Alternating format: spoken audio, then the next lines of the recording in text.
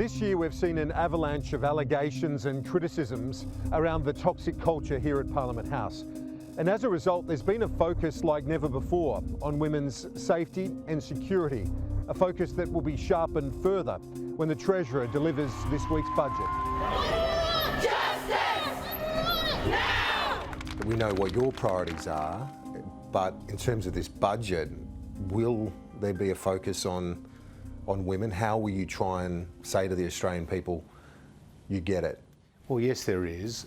There is a standalone substantial women's budget statement.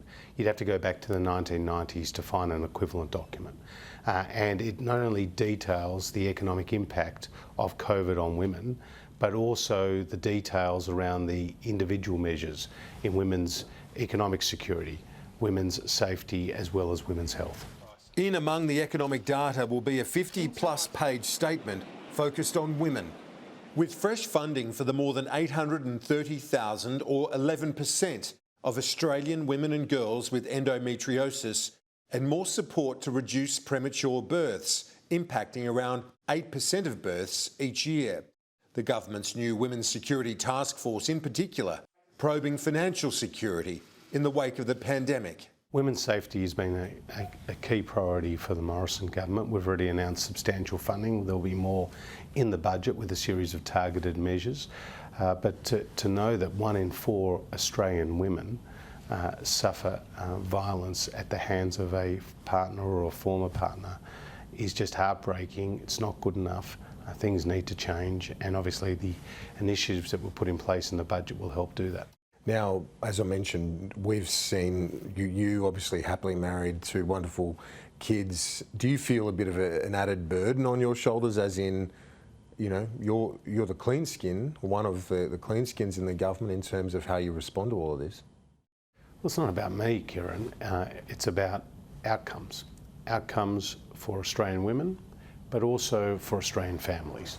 And for his wife, Amy Frydenberg, herself a workplace lawyer, Canberra's cultural issues are all too familiar, but not, she says, by any means constrained to the capital. It certainly is concerning, but as you say, in my job, I see that a lot. So I know that these issues are not peculiar to Parliament House, and they're cultural issues that we really need to address as a society. Another measure in this week's budget is the $1.7 billion boost for childcare. Josh Frydenberg knows the issue is biting, but he faces the challenge of convincing some traditional Conservative voters who disagree with growing subsidies. One area where there's no disagreement, certainly within the Liberal Party, is when it comes to the level of Josh Frydenberg's own personal ambition.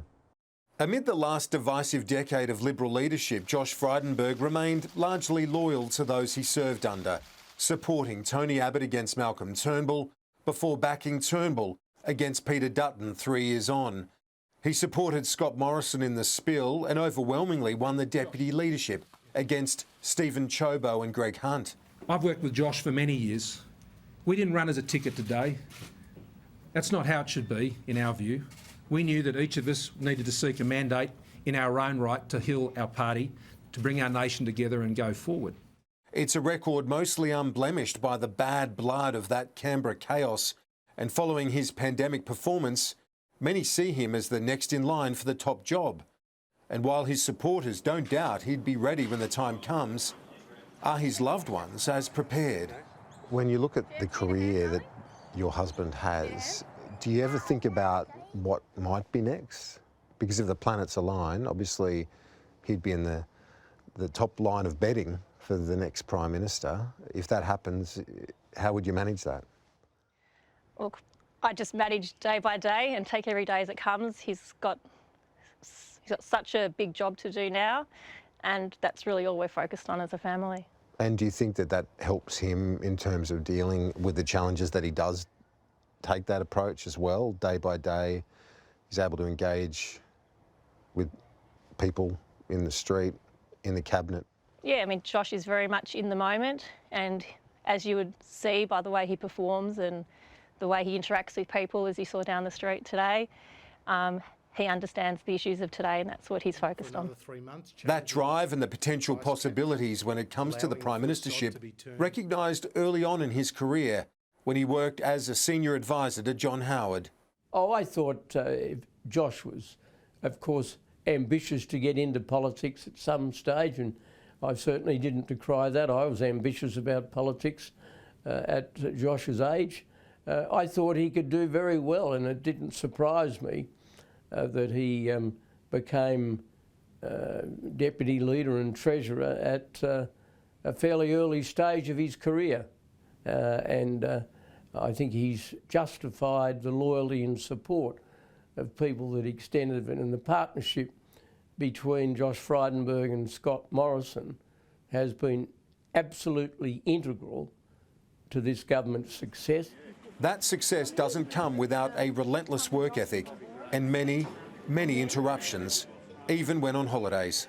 Every summer he tells me he's taking time off, and he'll leave the phone in the house, and if any emergencies, Amy, take your phone, they'll call you.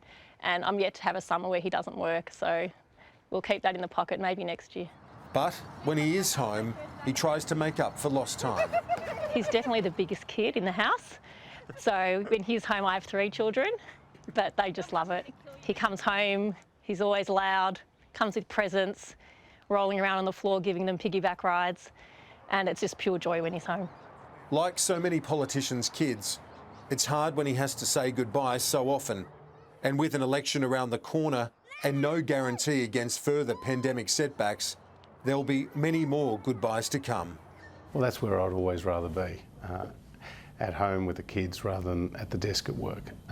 Although the kitchen table's often been the desk through the course of the last couple of years, but I couldn't do what I do, just like so many other people couldn't do what they do without the support at home, and Amy's been a superstar. My kids are my life. I do what I do because I want Australia to be a better place for them. They are the lens through which I see the world, and they're everything to me, and they're going to come up for budget night, which is going to be very exciting. I can't wait to see them.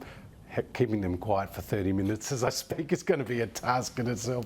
I'm hoping Tony Smith, shows a bit of restraint there, but it's a very special time for families, obviously, to get together here in Canberra when we do, because for politicians, whatever side of the political fence they sit, these jobs are trying, and there's been no more trying time than the last 12 months. Treasurer Josh Frydenberg, thank you very much. A big week. I appreciate the time. Thanks. Thanks, Kieran.